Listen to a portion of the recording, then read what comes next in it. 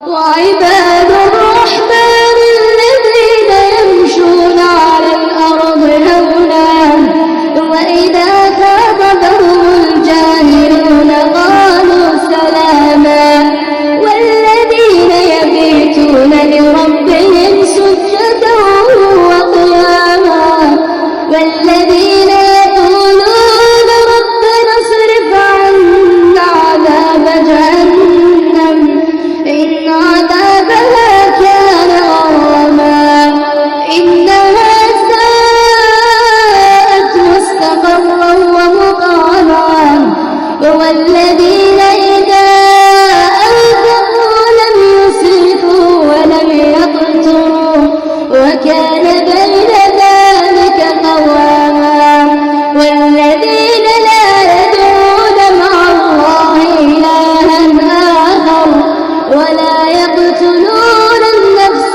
التي حرم الله إلا بالحق ولا يزنون ومن يفعل ذلك يلقى أثاما يضاعف له العذاب يوم القيامة ويخلد فيه مهانا.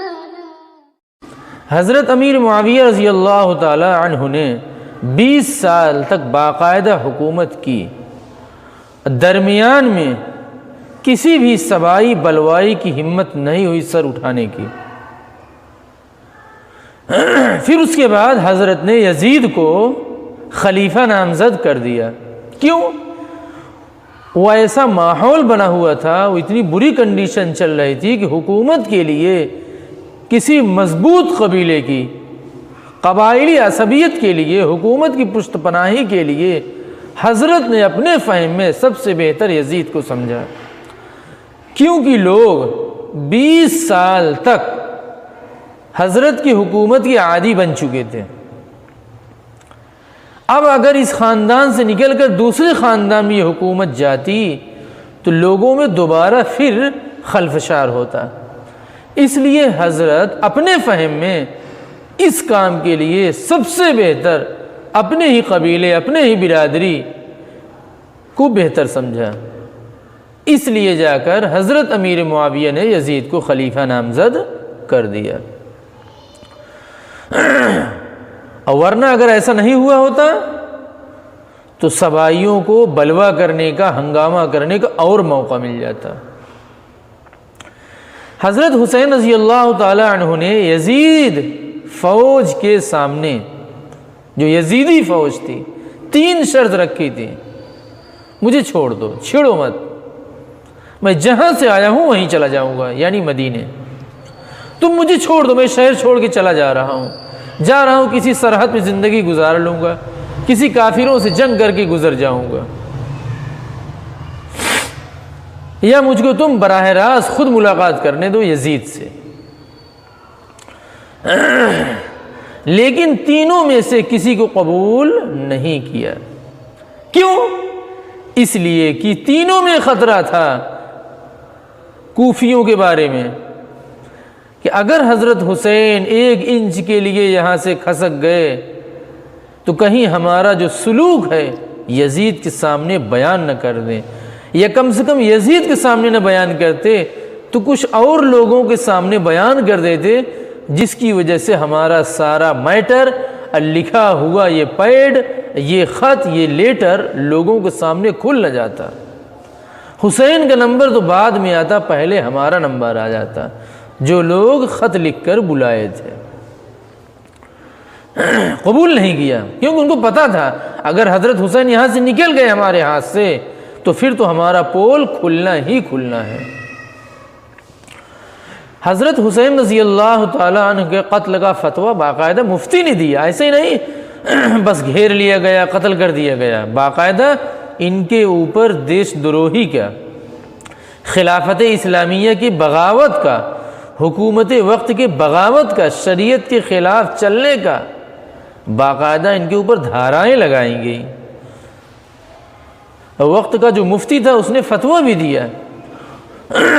ایک کتاب آتی ہے احکام القرآن، قرآن پاک کی جن آیات کا تعلق فقہ سے، مسائل سے ہے، ان کی کتاب ہے قاضی ابن العربی، یہ مشہور کتاب ہے۔ ایک ہے ابن عربی، یہ تو صوفی تھے، اور ایک ہے ابن العربی احکام القرآن، آیات فقہیہ کی انہوں نے جم کر تفسیر کر رکھی ہے۔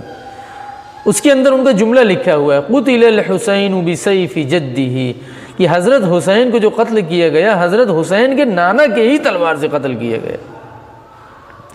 اللہ کے نبی نے فرمایا اگر تمہارے اوپر کوئی نااہل جبراً مسلط ہو جائے، حاکم بن جائے، تو تم اس کو اب برداشت کرو، دل سے تو اچھا نہیں سمجھو گے لیکن اب اس کو برداشت کرو، اس لیے کہ اب اس کے خلاف چلنے کا مطلب یہ ہے کہ مزید انتشار خلفشار مچے گا۔ تو نانا کی اسی حدیث نے یہ تلوار بن گئی، یہ حدیث حضرت حسین رضی اللہ تعالیٰ عنہ کے لیے، اور دشمنوں نے اسی حدیث کو باقاعدہ حضرت حسین کے اوپر لے جا کر سیٹ کیا اپنے مفاد کے لیے۔ میرے بھائی اس وقت میں ریاست اور حکومت کا فرق نہیں تھا، یہ بعد میں ہوا ہے۔ جیسے اپنے یہاں ہے، ایک ہے حکومت گورنمنٹ اور ایک ہے اسٹیٹ۔ اگر آپ اپنے راشٹر کے خلاف بولیں گے تب تو آپ دیش دروہی ہوں گے، لیکن اگر آپ حکومت کے خلاف بولیں گے تو آپ دیش دروہی نہیں بنیں گے۔ لیکن اس زمانے میں دونوں ایک سمجھا جاتا تھا، جو حکومت وہی شریعت، جو شریعت وہی حکومت۔ حکومت کے خلاف بولنے کا مطلب یہ ہے، گورنمنٹ کے خلاف بولنے کا مطلب یہ ہے کہ وہ آدمی شریعت کے خلاف بولا جا رہا ہے۔ اس زمانے میں ریاست اور حکومت، اسٹیٹ اور گورنمنٹ کا فرق نہیں تھا۔ یہ تو اب جا کر 150-200 سال سے ہوا ہے، ورنہ اس سے پہلے یہ فرق نہیں تھا۔ اور باقاعدہ عوام کو یزیدی فوج نے، یزید نے یہ مغالطہ دے دیا تھا کہ حضرت حسین مدعی خلافت ہے اور شریعت کو چیلنج کر رہے ہیں، خلافت کو چیلنج کر رہے ہیں، اور میری حکومت کو جو ایک تسلیم ہو چکی، مسلم ہو چکی ہے، یہ اس کو چیلنج کرنے کے لیے اٹھے ہیں، کھڑے ہیں۔ اسی کا فائدہ اٹھاتے ہوئے دشمنوں نے خوب رنگ ڈالا۔ اب دوسری چیز یہ ہے، ادھر سبائی فتنے کا تسلسل جاری اور ساری تھا۔ حضرت عثمان کو قتل کر چکے تھے یہ لوگ، ایک مضبوط مستحکم خلافت کو توڑ چکے تھے، اور 5 سال تک خانہ جنگی رہی۔ پھر اس کے بعد حضرت علی کو ان لوگوں نے شہید کیا، لیکن درمیان 20 سال تک بہت پرسکون دور گزرا ہے، حضرت امیر معاویہ کا دور، اور پھر اس کے بعد حسین رضی اللہ تعالیٰ عنہ کو قتل کر دیا۔ قتل حسین دراصل مرگ یزید ہے، اسلام زندہ ہوتا ہے ہر کربلا کے بعد۔ اسلام رسوا ہوا میرے بھائی، اسلام چل رہا تھا حضرت حسین کے زمانے میں، صرف حضرت حسین اسلام کھڑا کرنے کے لیے نہیں اٹھے تھے۔ جو 6 منزلہ عمارت گر گئی تھی خلافت، اس کو تعمیر کرنے کے لیے حضرت اٹھے تھے۔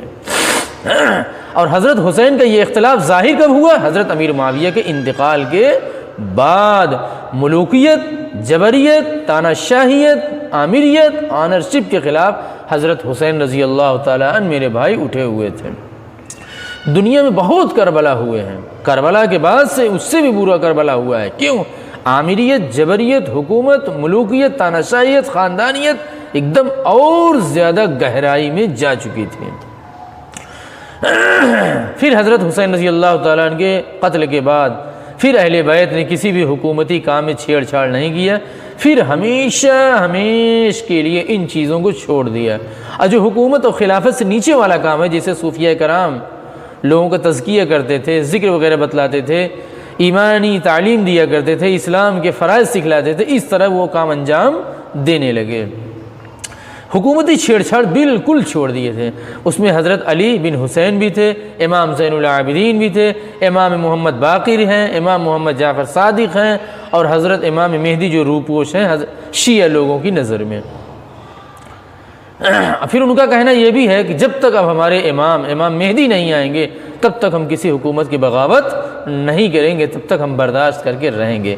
یہ تو اس کے بعد امام خمینی نے لوگوں کو یقین دلایا کہ بھائی کب تک ایسے بیٹھے رہو گے، کم سے کم حضرت امام مہدی کے لیے راستہ ہی ہموار کرو۔ تب جا کر انہوں نے حکومتی چھیڑ چھاڑ دوبارہ شروع کر دیا۔ پھر اس کے بعد میرے بھائی جب ان لوگوں نے چھوڑ دیا تو ملوکیت، آمیریت، حکومت اور مضبوط ہو گئی۔ پھر اسی کے نتیجے میں واقعہ حرہ ظاہر ہوا، جو اس سے بھی زیادہ بھینکر تھا کسی اعتبار سے۔ بہرحال خلافت کے مدعی نہ حضرت علی تھے نہ حضرت حسین۔ جزاک اللہ۔